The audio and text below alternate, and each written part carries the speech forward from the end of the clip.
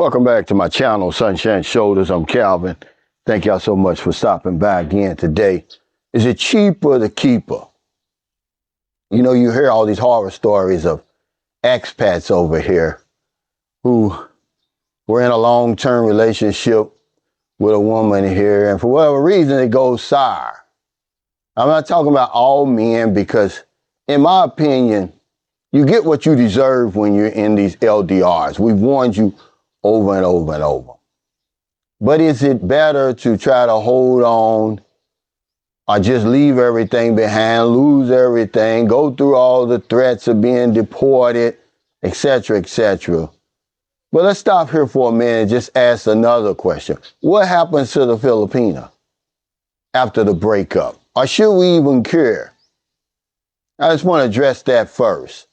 Usually, a lot of times when a foreigner and Filipino break up, the Filipino really has three options. The first option, obviously, is to re-engage with that dating site and try to find another man who's going to finance her lifestyle or make her dreams come true. That's usually the first one because they never truly close those profiles. And they've got 3 or 4 of them. They just leave them open. It don't cost them anything. They don't counsel them or anything like that. So she just hops back on there. Yeah, I believe that's what my ex did. But the second thing they do is they throw in their cards. They just say, oh, I'm done, dealing with foreigners and I'll try to find a job best way I can. I'll start dating Filipino men again and just ease back into, the normal lifestyle again. I've seen a lot of women do that. And then the third option that they have is to become an OFW. They're saving face. They've been living this high lifestyle, and all of a sudden you break up and she comes crashing back down to the ground. A lot of them can't take that.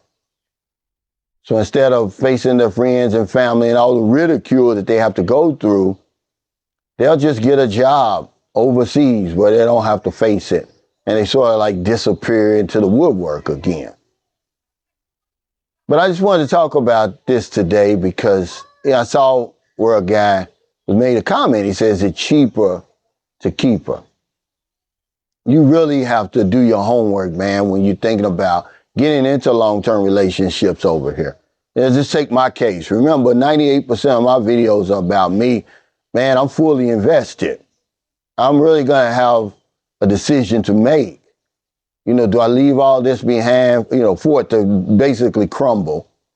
Or, in Maryland's case, I'm pretty sure one of you guys are going to come sniffing behind me and replace me and hopefully keep everything going. I wouldn't be mad at you because of my daughter in there. I wouldn't be mad at you, but I'd have to make a big decision. Do I put up with the foolishness? Do I try to make it work?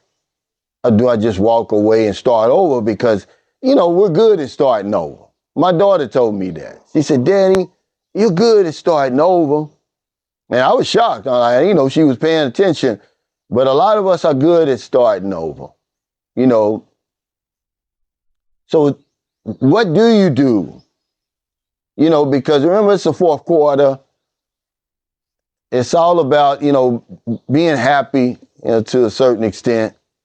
Do you want the headache and all that? Do you want to walk around in your own place on eggshells and thin ice and all that stuff? What are you going to do, guys? Is it cheaper to keep her? You remember that old Johnny Taylor song, It's Cheaper to Keep Her? And remember, I'm not speaking to these guys in these LDRs. You get whatever you deserve, guys. It's probably the most foolish thing you could possibly do is enter into a long-distance relationship with a woman over here for whatever reason. It's not worth it. It's easy for you to start over. Hell, just don't let her know you're coming back. You get back on the dating site. Meet somebody else and come back over here. But I just thought I can't address what happens to the Filipino on this one because we never address that, nor do we care. We've turned her life upside down, basically. Y'all don't realize this is what we do when we come over here. and we start dealing with these women, it's like taking a fish out of water. You give her a certain type of lifestyle, you westernize her, you spoil her, and then all of a sudden it doesn't work out. Should we even care? So thank y'all so much for stopping by. Just a short video because it's hotter than fish grease out here. If you're in the Philippines right now, you better be prepared for this heat. This is supposed to be the rainy season. Well, hell, we had a few drops of rain the other day, and that's about it.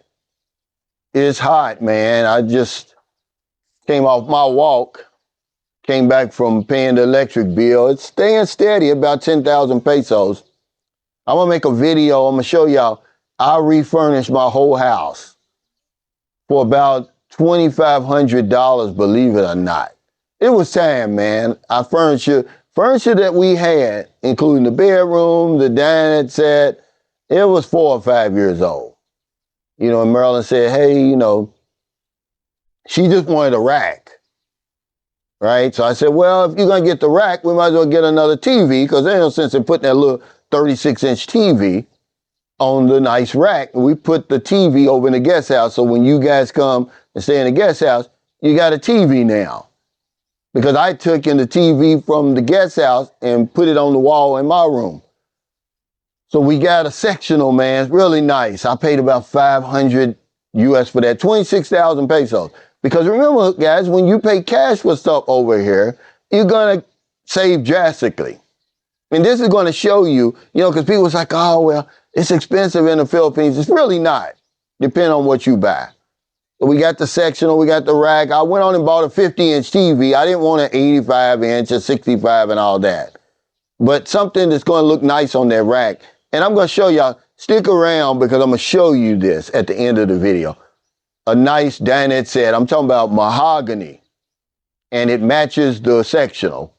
Real mahogany. It took 3 guys to bring that dinette set in there. It was 27,500 pesos. About $450. Then I bought a king-size bed. Headboard and everything. About $550. Now, this is crazy. I'm telling you, this is top of the line stuff, guys. You know, I don't cheat myself over here. So now when I tell you there's nothing in my house that really costs over $500, I used to say $300. And I bought a new wardrobe, a new dresser, Marilyn, a new mirror. Everything's been replaced for about $2,500, guys. So if you're in America, if you're in the Philippines, wherever you are, find in your heart to help somebody. Not a day goes by that I don't help somebody. Because if I don't know anything else, I know this one thing for sure. When we help other people, we help ourselves. Take care. Stay safe, stay out of trouble. I'll see you next time. Don't do anything stupid. We're going to talk about being cheap over here, being in the Philippines. There's no worse place on the planet to be a cheapskate over here. A cheapskate over here. People call it cheap Charlie, man. You're gonna cheat yourself, guys. I promise you. There's so much to do, so many places to go. If you try to come over here and live on 1,000, can you do it? Yeah, but you're gonna be miserable. We're gonna talk about that. We're gonna talk about what drives us to spend our money over here. Not what we're spending our money on, basically, but what drives you to spend money, because we eventually spend more money over here than we anticipate. Why is that? We're going to talk a little bit about that. So take care, y'all. If you were fortunate enough to be here in San Carlos City last night, Bien and Bien, a big national act was here. It was Charter Day. And I got to tip my hat to San Carlos City. Whenever they have the Charter Day or Founders Day, they roll out the red carpet. They do not disappoint. I mean, every year they bring like a top act. Bien and Bien is super big here in the Philippines. And they had a party, man. I wish I had some film, but I didn't go. Y'all know I don't go. They had fireworks. They had everything. But yeah, I'm pretty sure you would enjoy it. So take care, y'all. Stay safe. I'll see y'all next time.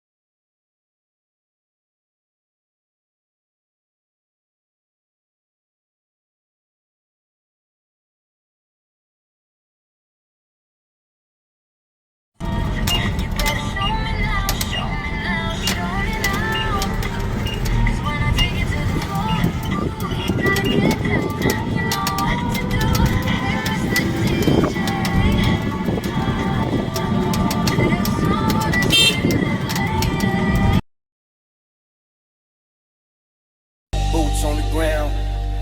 Don't do nothing stupid. Give that man his flowers. A tribute through music.